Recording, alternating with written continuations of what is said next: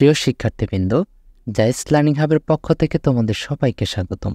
সপ্তম শ্রেণীর ডিজিটাল প্রযুক্তি সামষ্টিক মূল্যায়ন প্রস্তুতি এখন আমরা 97 পৃষ্ঠা থেকে 100 পর্যন্ত সমাধান ক্লাসটি উপভোগ করব।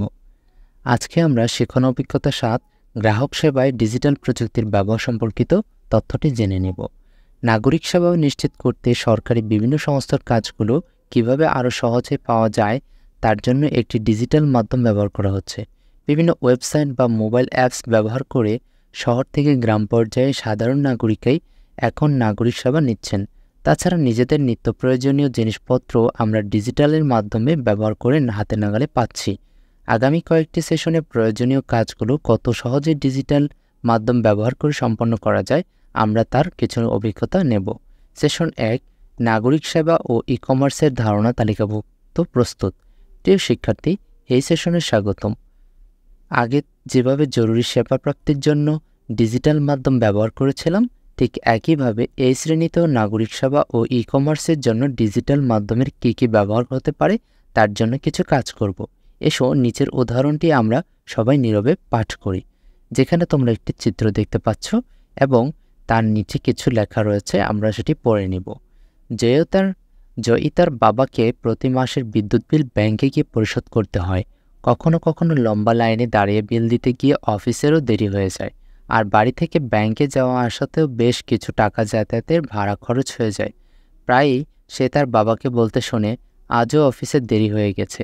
তাই সে এই মাসের বিলের জন্য আগেই তার বাবার মোবাইলে একটা মোবাইল ব্যাংকিং অ্যাপ ইনস্টল করে এবং অ্যাকাউন্ট খুলে তাতে টাকা রিচার্জ করে নিয়েছে।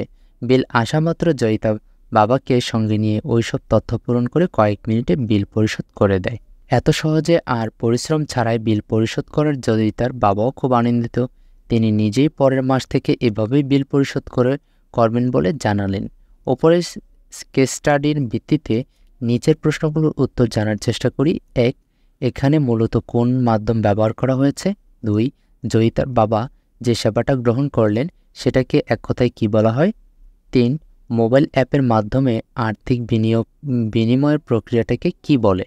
4.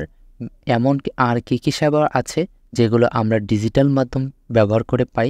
এখন এই প্রশ্নগুলোর আমরা সমাধান দেখব, আর কিছু প্রশ্ন থাকলে সেগুলোর সমাধান দেখে নিব। কেনাকাটা বা আর্থিক লেনদেনের জন্য আমাদের পরিচিতদের মধ্যে কেউ যদি ডিজিটাল মাধ্যম ব্যবহার করেছেন তা সম্পর্কে লিখতে বলেছে। তো এখন চলো শিক্ষার্থীরা, আমরা আরও পরবর্তী ছকগুলো দেখে নিই এবং সেই সাথে তারপর একসাথে আমরা উত্তরটি দেখে নিব। উপরে আলোচনা থেকে আমরা নাগরিক সেবা ও ই-কমার্সের ধারণা জানতে পারলাম। এবার নিচের ছকে কয়েকটি নাগরিক সেবা ও ই-কমার্সের নাম লিখে ফেলি। হাতের বাম দিকে নাগরিক সেবা এবং হাতের ডান দিকে রয়েছে ই-কমার্স। জরুরি সেবা পাওয়ার ডিজিটাল মাধ্যমসমূহ।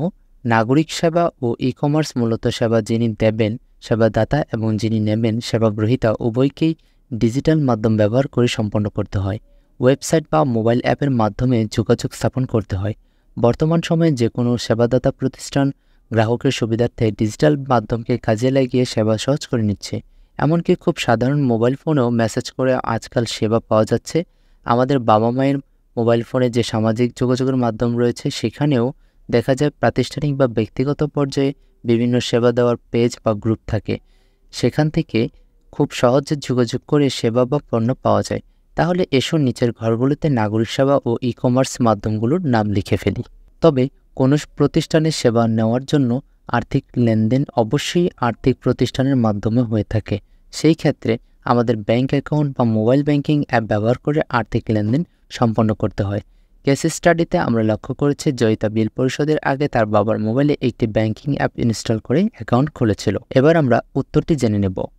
মোবাইল ব্যাংকিং ডিজিটাল বাংলাদেশের অন্যতম একটি সফল উদ্যোগ হলো মোবাইল ব্যাংকিং সেবা। অনলাইনে মোবাইল ফোনের মাধ্যমে লেনদেন করার প্রক্রিয়াকে মোবাইল ব্যাংকিং বলে। এই সেবার মাধ্যমে যে কোনো সময়ে যে কোনো স্থান থেকে খুব সহজে দ্রুত লেনদেন করা যায়। মোবাইল ব্যাংকিং মানে শুধু মোবাইল টাকা পাঠাতে তা নয়, বর্তমানে এর সাহায্যে গ্যাস বিল, বিদ্যুৎ বিল, ইন্টারনেট বিল, পানি বিল, ভর্তি পরীক্ষার ফি, ই-কমার্স লেনদেন ও পেমেন্ট করা যায়। জনপ্রিয় মোবাইল ব্যাংকিং সেবা বিকাশ, নগদ, রকেট, উপায় এবং বিনিময় ইত্যাদি। মোবাইল ব্যাংকিং অ্যাপস এক ধরনের অ্যাপ্লিকেশন সফটওয়্যার যার সাহায্যে ব্যাংকিং ক্ষেত্রে কিছু সেবা মোবাইল ফোনের মাধ্যমে প্রদান করা হয়। সেবাগুলো নিতে প্রথমে মোবাইল ফোনে অ্যাপস ইনস্টল করতে হয়। সেগুলোকে মোবাইল ব্যাংকিং অ্যাপস বলে। এক একটি ব্যাংকের জন্য আলাদা আলাদা অ্যাপস থাকে, যেমন স্ট্যান্ডার্ড চার্টার্ড ব্যাংকের জন্য আছে মোবাইল ব্যাংক এবং ইসলামী